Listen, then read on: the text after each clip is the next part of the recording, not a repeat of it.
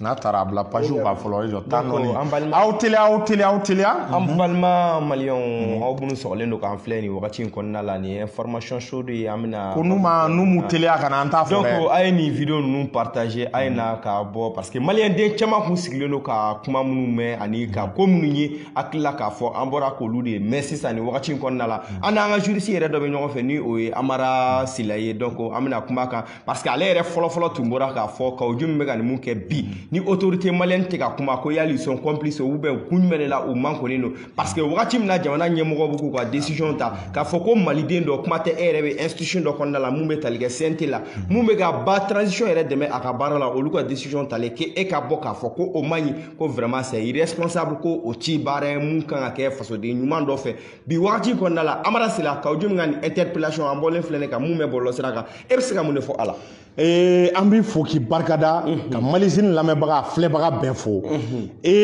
sisan an y'a dɔn k'a fɔ Assimi ye faso jɔla ye an y'a dɔn k'a fɔ Assimi a ta ye fasoko ye an y'a dɔn k'a fɔ a ye Mali bila fɛn bɛɛ sanfɛ a ye Mali bila fɛn bɛɛ sanfɛ a ye Mali bila tenni sanfɛ a ye Mali bila est-ce que i y'a faamu considération politique sanfɛ faso de ka d'a ye n'i tɛ faso fɔ dɔrɔn i ni Assimi tɛ Kaoudiou min ka interpellation na a ma bari an na a b'a kalama ko baden de tun bɛ ka baara kɛ dugu la mɔgɔ baden ne y'o de fɔ n ko Kaoudiou min bɛ ka baara kɛ Faransi ye parce que a ye visite baden de kɛ Faransi fɛ en même temps ale de bɛ ka Faransi défend an b'a fɔ n ko a bɛ ka baara kɛ Faransi ye mun na parce que i bɛ Faransi tɔgɔ mɛn a da ko ni Faransi taara k'an b'a kɛ cogo di ko ni Faransi taara ko est-ce que an tɛna cun an tɛna firi wa a b'a yira tuguni ko an tɛ se ko CEDEAO ko n'an ye u gɛn ko kɔngɔ ni minɔgɔ bɛ na an faga nin ye Kaoudiou min kumakan ye CNT membre alors que Assimi ninnu de ye e sigi Assimi ninnu de ye e bɛ ko o ko la i bɛ lawurama fɛn fɛn la Assimi ninnu de don sinon jama kisɛ kelen jama pɔrɔ a tɛ Kaoudiou min kɔ bon n bɛ min fɔ mɔgɔw ye a b'a kalama k'a fɔ walahi an bɛ nin baara bɛɛ la ko politiciens u kun kɛlen don ka fɛɛrɛ de latigɛ ka jamana déstabiliser fɛɛrɛ in kun latigɛlen don ka jamana déstabiliser cogo jumɛn na i b'a ye k'a fɔ u kun kɛlen don ka ko daminɛ conseil de sécurité de l'ONU ka se CEDEAO ma est-ce que y'a faamu ka se malidenjuguw ma ka se fasodenjuguw ma k'u bɛna jamana déstabiliser ka n'an ka autorités pousser sisan k'u ka transition délai respecté donc ko n'an ka autorités ma sɔn k'u bɛ civil dɔ jagoya sigi an kunna est-ce que a bɛ ka kuma in faamu u y'a dabɔ k'u bɛ fanga in k'a sugu ka Assimi bɔ yen ka Choguel bɔ yen k'u yɛrɛ ni dungɔ fanga o ni dungɔ fanga an ka politicien dɔw o janfa bɛɛ de tun bɛ sen na quoi est-ce que i y'a faamu k'u b'u ni dungɔ mɔgɔw ka olu ta k'u bila fanga la donc ni Assimi bɔra yen Choguel bɔra yen o tɛ guerre civile wililen Mali kɔnɔ a b'a dɔn France génocide rwandais a y'a labɛn nin labɛn cogo de la président min tun bɛ a y'a jagoya bɔ yen de ka na ni mɔgɔ wɛrɛ ye génocide kɛra a b'a kalama missile sol air o de kun yera rebelles bolo ka président ka avion bunte fo sanfɛ France de y'a missile solaire k'a di est-ce que i y'a faamu ninnu ma donc Kaoudiou ka interpellation in a b'a dɔn an b'a bisigi k'a bila minɛn min kɔnɔ mesure préventive don parce que jamana in an kana ɲɔgɔn nɛgɛ jamana in basigilen tɛ dɛ ko sugu bɛɛ bɛ se ka kɛ Mali kɔnɔna la donc an ka service de renseignement u bɛ baara de la Assimi bɛ baara la Choguel bɛ baara la pour que Mali ka basigi Mali ka stabiliser pour que mɔgɔw kana se ka don armée mɔgɔw n'u hakili cɛ an y'a ye k'a fɔ armée bɛ ka progrès kɛ armée bɛ ka taa tugu djihadistes la ɲɔnɔ parce que bila ko tɛ u tun bɛ ka essayer ko ɲɔnɔ situation k'u bɛ don o fɛnɛ la n'i y'a ta k'a lajɛ Amadou Toumani Touré Agilog de taara ni Amadou Toumani Touré ni hakili b'a la u tun bɛ fɛ ka ɲɔnɔ situation fɛnɛ kɛ ko ɲɔnɔ situation ma se ka maîtriser k'u bɛ an ka armée mɔgɔw ka moral saper k'o kɛ wulikun ye ala y'a kɛ armée taara taa tugu djihadistes la ɲɔnɔ ye donc u mana ni bɔ ni janfa fɛn fɛn ye a sira bɛ ka tiɲɛ u bolo u mana bɔ ni janfa fɛn fɛn a sira bɛ ka tiɲɛ u bolo an b'a ye k'a fɔ cɛman Hubert ninnu an b'a ye u taara Faransi u yera Faransi u photos taara an ka diplomate caman taara Faransi u taalen Faransi n'i y'a ta k'a lajɛ i b'a ye k'a fɔ u taara consigne de minɛ u tun bɛ fɛ ka na les instructions u bɛ na k'u b'o de appliquer par tous les moyens an ka service de renseignement u bɛ baara la donc o de senfɛ i b'a ye kow tugulen don ɲɔgɔn kɔ CEDEAO nana Faransi nana ONU nana en même temps politiciens dɔw fana ko k'olu bɛ bɔ malidenw janfa bɛ ka labɛn aw kama dɛ janfa bɛ ka labɛn n'a b'aw cɛsiri ka ninnu dɛmɛ n'an b'an ka autorité de la transition dɛmɛ n'an ma ninnu dɛmɛ nin ye Mali ko bannen ye dɛ parce que ni volonté ko don u ye volonté yira an na u ye volonté yira u y'a yira peuple malien na par A plus B a ko France man di aw ye an nana ni Russie ye a ko ka corruption kɛlɛ an ye corruption kɛlɛli daminɛ a ko ka réforme kɛ an ye réforme kɛlɛli daminɛ o tuma u bɛ mun kɔ ni population dɔw wulila ko olu bɛ marché transition contre kama ni population sɔnn'o ma c'est que population anw de ye janfa kɛ parce que autorité n bɛ se k'a fɔ nin wagati laban kabini démocratie nana a ka fɔ ko da tɛ autorité la a k'a da bɛ jamanadenw na n bɛ se k'a fɔ o ye sisan de parce que ala sago jamanadenw sago de bɛ ka kɛ ni dungɔ de bɛ ka kɛ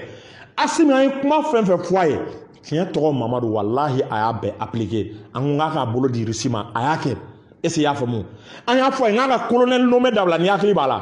administration kɔnɔ colonel nommé dabila la administration kɔnɔna la an ko Assimi i ka dɔ bɔ i ka sara la a kɛra ou bien a ma kɛ cɛ u ye volonté yira u ye volonté yira malidenw na u y'a yira malidenw na est-ce que i y'a faamu u bɛ fɛ ka baara kɛ ni tiɲɛ a ma da u ma Assimi ko a y'a fɔ ko lutte contre la corruption ko mɔgɔ o mɔgɔ i kɛra civil ye i kɛra militaire ye cɛ o cɛ i nɔ b'a la ko ka i minɛ k'i datugu militaire officier ku tɛ dogotu ye tuguni dɛ k'e ye officier k'e tɛ se ka minɛ ou bien k'e ye civil ou bien k'e ye M5 dɛmɛ k'e tɛ se ka minɛ ala ka n'i ci i ka faso ta don. Ouais, mais Amara an bɛ fɛ k'a dɔn k'aw jimu a bɛ CNT kɔnɔna la bi e yɛrɛ bolo n'a interpellé la k'a fɔ ko mandat ko b'a la e bolo CNT mɔgɔ tɛna kuma nin ko la. Non a bɛ bari ne la ko CNT bɛna kuma nin ko la parce que munna CNT tɛna kuma nin ko la parce que Kawjim n'i y'a ta k'a lajɛ an bɛ situation dɔ de kɔnɔna la transition ye période exceptionnelle de transition kɔnɔna la est-ce que i y'a faamu président bɛ se ka fanga sugu dɔw sɔrɔ n'a bɛ fɔ o ma mesure exceptionnelle a bɛ se ka i minɛ au nom de la raison d'état kuma yɛrɛ ka ban kun t'a la ɲininkali t'a la au nom de la raison d'état parce que adamaden kelen jamana ka stabilité ka gɛlɛn ni adamaden kelen kunkolo ye ni jamana ka stabilité n'a dépendra e la ne la ala kan'a kɛ c'est-à-dire autorité u b'an bɛɛ minɛ k'an bɛɛ bɔ baara la donc i b'a sɔrɔ u y'a bisigi k'a fɔ an t'a dɔn kɔni contenu min b'a kɔnɔ mais u bɛ se k'a bisigi k'a fɔ jamana stabilité kama Kawjim ni kɛnɛmala man kan Kawjim kan ka minɛ Kawjim da de kan ka tugu a jamais fo transition ka ban parce que jamana bɛ ka politique min kɛ lutter contre la France an kana ɲɔgɔn nɛgɛ a ma nɔgɔn parce que France b'a ɲini ka don est-ce que i y'a fɔ France b'a ɲini par tous les moyens k'a bɛ don an ka mɔgɔw la ka jamana déstabiliser bon o sugu la n'i ye temps di mɔgɔw bɛ mɔgɔ la u ka manamanakan sugu dɔ fɔ u ka fanga lagosi u ka fanga dɔgɔya e mana o temps sugu di wallahi u b'i ka fanga u b'i senkɔrɔma cɛ a bɛ k'i sigilen ɲɛna pays minnu résistera contre la France Rwanda ye ka taa k'i bɛ France tɔgɔ duman fɔ ou bien ko Rwanda bɛ ka système min kɛ ko a système man ɲi k'u bɛ ka France minɛli min kɛ France minɛ bolo min na k'a minɛ bolo man ɲi ni ala ma jan kɛ n'i donna kaso la o y'i ɲuman kisilen dɛ n'i donna kaso la sinon e bɛ tunu de tunu cogo tɛ don i la e ka taa Corée du Nord ban taa Corée du Nord u ka petini u ka président a ka hakɛ to kuma na fɔ cogo don Corée du Nord u ka président denmisɛnnin min bɛ yen e ka taa k'e bɛ américains tɔgɔ duman fɔ k'e k'a fɔ u ye Corée du Nord autorités ye ko américains bɛ ka politique min kɛ k'o politique de ka ɲi a bɛɛ ni ala ni kira cɛ n'u m'i da k'i kan tigɛ o b'i gulon n'i ye kaso sɔrɔ o y'i ɲumanaman bɔlen a la mais yɔrɔ wɛrɛ d'i ma taa Russie k'i bɛ américains tɔgɔ duman sugu dɔ fɔ k'i k'a fɔ ko Poutine ka politique ma ɲi ko américains de ta ka ɲi Américain la puissance c'est-à-dire n bɛ kuma dɔ f'i ye yanni diɲɛ wuli cɛ est-ce que e bɛ ye tuguni ouais mais Amara an y'a ye k'a fɔ i bɔra i ka information fɔlɔ la k'a fɔ Kawjim ye fasigiya piyɔn an y'a ye k'a fɔ Kawjim de fɛnɛ tun bɛ ka CEDEAO kɔkɔrɔma don Mali ka ko ninnu na mais e yɛrɛ bolo bi Kawjim interpellé bi a tɛna pression tɔ bonya Mali ni CEDEAO cɛ a ka jan Mali ni France cɛ wa e bɛ problème dɔn wa o ye jumɛn i b'a kalama k'a fɔ ko Mali c'est-à-dire Mali tɛ CEDEAO ka pression yɛrɛ dɔ pression ye Mali autorité mais embargo kuma ye 2012 ma dogo maliyɛnw na e b'a kalama ko Mali sigilen don nin bɛɛ kan i b'a kalama ko coopération Mali ye coopération min kɛ u ni Russie cɛ m'o révélation kɛ mɔgɔw ye bi a coopération militaire dɔrɔn tɛ économique b'a la c'est-à-dire France bɛ dɛmɛ min d'a ma balo ni dumuni na Russie bɛ nin dɛmɛ bɛɛ di a ma parce que Russie sigilen bɛ a kan u b'a dɔn k'a fɔ ni nin daminɛla communauté u bɛna pression ni sanction ta Mali kama mais n bɛ kelen f'i ye mais Algérie fɛnɛ bɛ ka Algérie fɛnɛ ko k'a bɛ Mali dɛmɛ mais n bɛ kelen fɛnɛ f'i ye e hakili la ko ONU bɛna Mali sanctionner a ma CEDEAO fɔ ma Union africaine fɔ mais ONU tɛ se ka Mali sanctionner mun na cogo di Russie b'i ka veto ni conseil de sécurité ko k'a bɛ résolution fɛn fɛn ta ko ka Mali ɲangi Russie bɛ Chine bɛ wallahi ninnu b'u ka veto observer o b'a fɔ k'u ma jɛn n'a ye n'olu dun ma jɛn n'a ye sanction tɛ se ka ta à l'encontre du Mali o b'a yira k'a fɔ diɲɛ bɛ se ka na Mali dɛmɛ o b'a yira k'a fɔ partenaires bɛ se ka na Mali dɛmɛ o b'a yira k'a fɔ ko Mali ko kɔngɔ t'an faga minɔgɔ tɛ an faga surtout Choguel ninnu ye baara dɔ kɛ ani Assimi u ye réduction du train de vie de l'État u y'a daminɛ donc olu ye caman b'u ka sara la o b'a jira k'a fɔ jamana bɛ se ka économie baden kɛ o économie bɛ kɛ sababu ye o wari bɛ tourner yani an bɛ gɛlɛya min kɔnɔ parce que CEDEAO bɛ se ka sanction fiɲɛ tigɛ an na bon hali CEDEAO yɛrɛ an ka kuma fɔ a si la ne ma dala ni CEDEAO yɛrɛ bɛ se ka an sanctionner parce que ne Mali crise ta k'a lajɛ i b'a kalama ko pays anglophone ninnu Mali ka ko ka di olu ya pays francophone de bɛ fɛ ka pression kɛ je suis sûr que la CEDEAO aussi sera divisée sur la question mais Mali yɛrɛ kɔni CEDEAO ka avis Mali mɔgɔ t'o la quoi Mali autorités sirannen bɛ mɔgɔ kelen jumɛn de ye bi bi in na o ye population ye olu bɛ ka baara min kɛ ni population ma faamu autorités sirannen bɛ o de ɲɛ ni population ma faamu dɔrɔn olu ka baara o y'a bannen. hakili la kɔni mi ka kuma latigɛ ka den minɛli kɔni bɛ sɔn ka kɛ population ka hakilina parce que an b'a ye k'a fɔ n'a kun bɔra ka vidéo kɛ population tun bɛ fɛn caman fɔ a ma a yɛrɛ ka kuma dɔ la a y'a jira k'a fɔ fɛn min ye gouvernement yɛrɛ ni mɔgɔw bɔra bi k'u hakilina fɔ k'u bɛ mɔgɔw bila ka vidéo kɛ k'ale dɔgɔ u b'a fa nin k'a ba nin donc ko population t'a fɛ ani k'u bɛ ka vidéo sara gouvernement bɛ ka vidéo sara ka olu dɔgɔ e bɛ se ka mun de fɔ. n bɛ kuma min fɔ nin b'a jira k'a fɔ population u bɛ jamana fɛ parce que population ɲɛ bɛ quoi an bɛ ka taa sira min kan ani tulonkɛ ti bɛn ani perturbation dɔw ti bɛn kaw ji min filɛ nin ye n'a tun tɛ CNT la e hakili la n'a bɛ ka nin ko kɛ mɔgɔw bɛ ampleur ba d'a ma o ye de deux c'est à dire malidenw bɛ k'a ye an bɛ période min kɔnɔna la quoi diversion de tenter c'est à dire n bɛ se k'a fɔ yɛrɛ nin période kɔnɔna la normalement Assimi ninnu kun kan ka état d'urgence ou bien état de siège ka o de décréter parce que actuellement nous sommes en guerre ani terroristes bɛ ɲɔgɔn na ani Faransi hali ni guerre ma fɔ sa est-ce y'a faamu mais guerre froide don donc o la i b'i ka mɔgɔ bɛɛ de mobiliser i b'i ka jamanadenw mobiliser i b'i ka presse mobiliser presse ka i dɛmɛ est-ce y'a faamu i tɛ temps di opposition k'a fɔ k'a bɛ opposition baara sugu dɔ kɛ o période kɔnɔna la parce que an bɛ période exceptionnelle de la mais état ka stabilité de menacé len ne y'a mɛn k'e bɛ autorité ne y'a mɛn o k'e bɛ opposition kuma fɔ ou bien k'e bɛ élection kuma fɔ ala k'an kisi ni coup d'état kɛra sini ninnu na o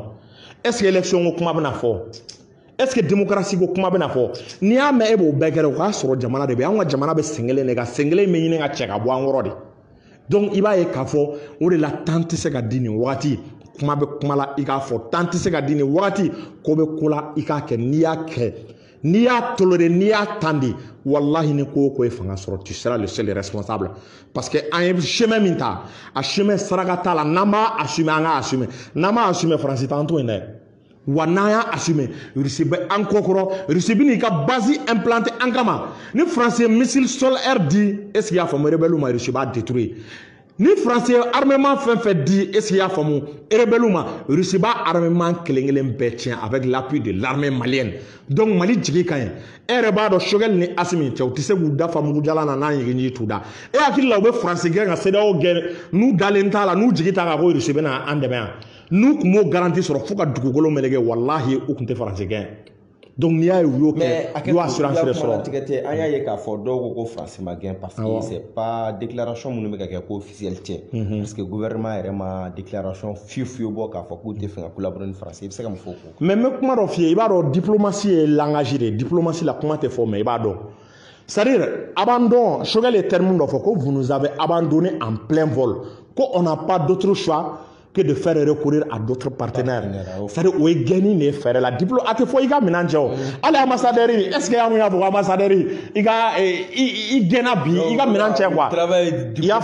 voilà. À fort ambassadeur, marine, il y a un la quoi. Qui te m'a fait, qui a eu ton mot quoi. C'est-à-dire, voilà,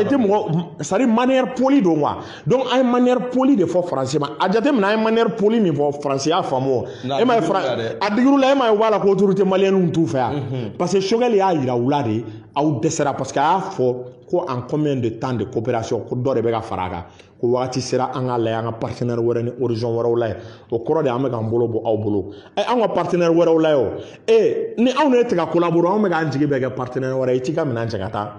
n'an tɛ ka ko sara i la an tɛ ka i ɲininka an bɛ ka baara kɛ kɛcogo min ka d'an ye walahi i b'i ka minɛn cɛ ka sɔrɔ mɔgɔ m'a f'i ye donc o de la langage diplomatique i b'a dɔn k'a fɔ k'u y'a fɔ Faransi ma u k'u ka kɔso n'u ka kasaw cɛ u k'a to an ka sanu ka lafiya Kidal an ka jama ka lafiya Kidal an ka uranium ka lafiya Kidal ye an ka se ka Mali k'a ka yɛrɛma yɔrɔ sɔrɔ ni Faransi tɛ walahi hali ni MNLA tɛgɛ fa jama la n'i y'a tɛgɛ fa k'u sara k'u lɔgɔma MNLA tɛ sɔn k'a bɛ malobaliya k'an ka armée la u b'a dɔn an ka armée ye cɛ min ye. Ok, Amara an b'i fo an b'a dɔn k'a fɔ nin tun ye vidéo urgent an bɔra ka kunnafoniya mun mɛn ni o bɛ tali kɛ k'a fɔ Isa Kawujim ni 4e vice président do CNT kɔnɔna la ACRT faso ka wele o président do ko a interpellé la donc hakilina min tun bɛ ka di maliyɛnw ma rapidement o de tun ye nin Amara Bacili welekan jumɛn b'i bolo bi ka di maliyɛndenw bɛɛ lajɛlen ma pour un Mali uni et prospère. Welekan min bɛ n bolo d'abord n bɛ yafa dɔ deli Asimi fɛ. O jumɛn? O yafa ye mun ye parce que n dusu bɔra kun n tapera Asimi kan quoi. Mais i ma sunɔgɔ wa? Parce que n ma sunɔgɔ quoi parce que n tɛ ka agissement faamu i b'a dɔn n'i ye kuma dɔ fɔ mɔgɔ ma n'a tigi ye baara ɲuman kɛ bon i ka yafa deli a fɛ o tɛ kojugu foyi ye au contraire ne bɛ yafa deli a fɛ mun de la k'a tɔ de encourager k'a yira c'est-à-dire an b'a kɔ quoi n'a filila n'an ye tiɲɛ d'a ma n'a taara tiɲɛ sira kan an bɛ na tuguni an b'a supporter an b'a encourager quoi donc n y'a dɔn ko cɛ don n y'a dɔn ko cɛkisɛ cɛ don n y'a dɔn ko cɛminɛ cɛ don n y'a dɔn ko layidutigi don n y'a dɔn Asimi ye kankelentigi ye n y'a dɔn ko hɔrɔn don n y'a dɔn ko manigansi min bɛ ka kɛ ja sen t'a la a y'a preuve yira an na Asimi n dalen b'a la fo ka dugu wolo meleke a tɛ Choguel bila Choguel ye danayamɔgɔ ye cogo min n y'a ye Asimi ye o danayamɔgɔ ye ten malidenw an k'u soutenir an ka ninnu soutenir an ka transition dɛmɛ an kana temps di jugu si ma a ka fanga in critiquer an k'an préparer ka résister économiquement an k'an préparer ka résister financièrement an k'an préparer ka résister sur le plan militaire Mali jɔ wagati de sera Modibo Keyita ka temps kɔfɛ ni Mali ma jɔ nasaraka t'a la a tɛ jɔ tuguni donc n bɛ autorités fo est-ce que i y'a faamu ka malidenw fo ka aw presse mɔgɔw fo est-ce que i y'a faamu ka an baarakɛɲɔgɔn cakɛda kelen-kelen ko malidenw a y'aw da ka hakili latigɛ armée bɛ ka baara kɛ armée bɛ ka passer à l'offensive tant tɛ armée ni djihadiste tɛ tuguni djihadiste de bɛ ka armée ye ka boli donc a y'aw hakili sigi a ka sunɔgɔ Ala ka Mali basigi k'a ɲini an ka karamɔgɔw fɛ an ka karamɔgɔ u k'a kɛ Ala kama halisa u ka fara ɲɔgɔn kan u k'an ka transition dɛmɛ ka se chrétiens ma u bɛɛ ka fara ɲɔgɔn kan u ka transition dɛmɛ ka autorité yɛrɛ fɛnɛ bila autorité u ka karamɔgɔw ni diinɛ ɲɛmɔgɔ u k'u lasigi ka mission yɛrɛ de ta k'a d'u ma quoi ka mission officielle de ta k'a di diinɛ ɲɛmɔgɔ ninnu bɛɛ ma parce que fanga b'u la dɛ fanga bɛ olu de la an kana ɲɔgɔn nɛgɛ n'u ko min bɛ kɛ bi Mali la a bɛ kɛ autorité yɛrɛ Asimi ni Choguel u ka Aïdara wele ka Imam Diko wele ka Jean Zerbo wele ka Sufi Bilal ninnu wele Seku Lasana Kane ninnu Buye Aïdara an fa n'an ka cɛkɔrɔba an ka foli b'a ye n ka foli b'a ye an Ashrafa ka Buye wele est-ce que i y'a faamu ninnu ka sigi n'u sigira u ka mission de d'u ma u kana kɛ an dɛmɛ dɛ aw ci a ye mission d'u ma quoi a ye faso in fara ɲɔgɔn kan a ye mission d'u ma a ye négocier ni maliden minnu bɛ se ka sɔn ka fara an kan a ye bɛn ni kelenya ni basigi la ni ninnu sɔnna o mission ma faamaw yɛrɛ ma n'u ti maa dɔw ti ban ma n'o kɛra walahi Mali bɛ basigi politique intérieure a bɛ basigi c'est à dire cɛ tɛ sɔn tuguni k'i b'i kulonkɛ Mali la. Ayiwa Amara Sila an b'i fo an bɛ maliyɛndenw bɛɛ lajɛlen ladɔnniya k'a fɔ nin tun ye information ye an bɔra ka mun da aw tulo kan ka sanga ni an ye kibaruya minnu mɛn bɔlɔlɔsira kan k'a fɔ